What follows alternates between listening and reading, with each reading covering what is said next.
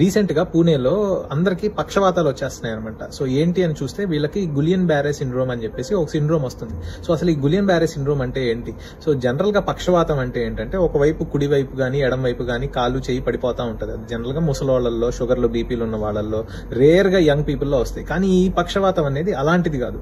So ఇది ఒక infection వల్ల వస్తుంది. ఎస్పెషల్లీ ఏ ఇన్ఫెక్షన్ అంటే రీసెర్చ్ లో తేలింది ఏంటంటే అక్కడ జనరల్ గా ఫిల్టర్డ్ వాటర్ అందరికి ఇళ్ళకి సప్లై చేస్తూ ఉంటారు కదా, వాటర్ బబుల్స్ లో.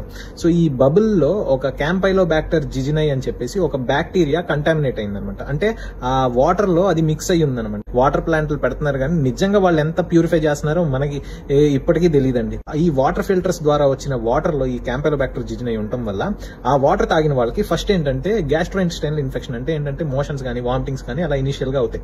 సో అది అయిన తర్వాత నుంచి ఒక 1 వీక్ తర్వాత నుంచి కాళ్ళు పనిచేయమనమాట. సో నడవలేరు, నుంచోలేరు, బెడ్ రిడన్ అయిపోతారు. తర్వాత పెరాలిసిస్ అంతా బాడీ మొత్తం స్ప్రెడ్ అయిపోయి